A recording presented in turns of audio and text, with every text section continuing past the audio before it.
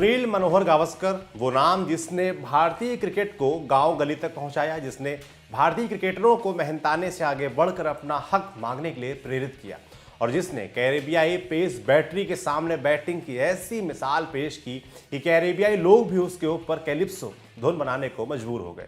इन्हीं सुनील गावस्कर ने 37 साल पहले एक ऐसा रिकॉर्ड बनाया जिसे अगले 22 सालों तक कोई नहीं तोड़ पाया।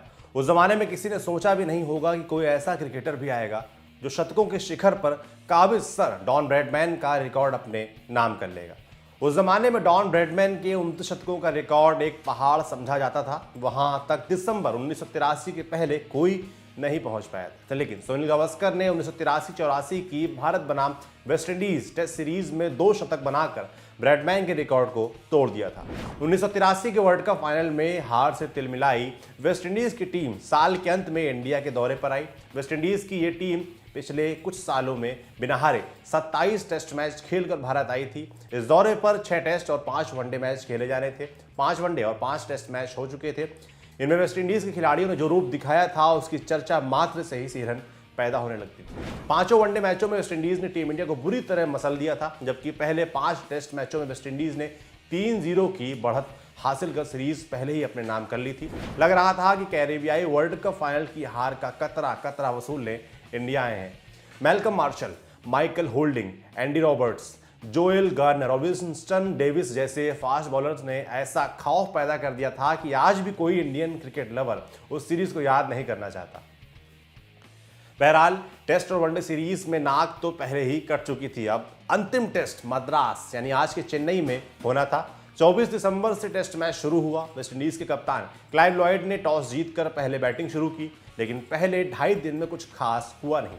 वेस्टइंडीज के विकेट नियमित अंतराल पर गिरते रहे और टीम लड़खड़ाती रही। वो तो भला हो विकेटकीपर जेफ डुजोन का, जो लोअर ऑर्डर के साथ मिलकर स्कोर बोर्ड को आगे बढ़ाते रहे और किसी तरह वेस्टइंडीज का स्कोर 313 रनों तक पहुंच गया। डुजोन 62 रनों के अलावा कोई और कैरेबियाई बैट्समैन हाफ सेंचुरी नहीं लगा पाया।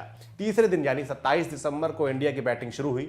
अंशुमन गायकवाड़ के साथ ओपनिंग की जिम्मेदारी संभाली। अपना दूसरा टेस्ट मैच खेल रहे नवजोत सिंह सिद्धू ने पूरे दौरे पर कहर बरपा रहे मैल्कम मार्शल ने पहले ही ओवर में अंशुमन गायकवाड़ और दिलीप वेंगसरकर को चलता कर दिया। इंडिया का खाता भी नहीं खुला था और 2 बैट्समैन पवेलियन पहुंच चुके थे। मजबूरन पिछले कुछ मैचों से मिडिल ऑर्डर में खेल रहे पूर्व कप्तान और ओपनर सुनील गावस्कर को पहले ही ओवर में मैदान पर आना पड़ा। इस दरमियान का एक मजेदार वाकया खुद सुनील गावस्कर ने एक टीवी शो के दौरान सुनाया था। पहले ओवर के बाद जब बैटिंग एंड बदल रहा था, तब दूसरी साइड की स्लिप में फील्डिंग करने जा रहे विवियन रिचर्ड्स ने गावस्कर और सिद्धू से कहा था, no matter 2 wickets gone but your score is still 0।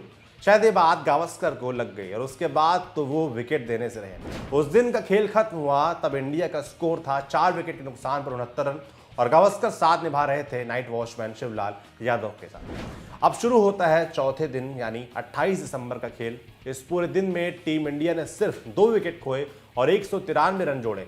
Ravi Shastri ने गावस्कर का अच्छा साथ निभाया और 72 रन बनाए। गावस्कर ने लंच के थोड़ी ही देर बाद यानी दूसरे सेशन में अपना 30वां शतक पूरा किया और सर्वाधिक शतक बनाने के मामले में सर डॉन ब्रैडमैन को पीछे छोड़ दिया। ये एक ऐसा रिकॉर्ड था जो अगले 22 वर्षों तक सुनील गावस्कर के नाम रहना था। साल 2005 में सचिन तेंदुलकर ने गावस्कर का ये रिकॉर्ड तोड़ा। 29 दिसंबर की सुबह इंडिया ने 262 के 6 के स्कोर से आगे खेलना शुरू किया। सुनील गावस्कर 149 पर थे। 5वें दिन गावस्कर ने अपनी स्पीड बढ़ाई और फटाफट रन बटोरने लगे।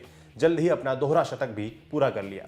लंच के बाद उन्होंने वीनू वांकड़ के 231 के स्कोर को पार करते हुए भारत की तरफ से सबसे बड़ा स्कोर बनाने का रिकॉर्ड बनाया। मजेदार बात यह है कि वीनू वांकड़ ने भी मद्रास में ही न्यूजीलैंड के खिलाफ 231 रन की पारी खेली थी। सिर्फ स्टेडियम दूसरा था। वांकड़ ने कॉर्पोरेशन स्टेडियम में ये इनिंग खेली थी, जबकि गावस्कर ने एमए चिदम्बरम स्टेडियम में अपना रिकॉर्ड बनाया था।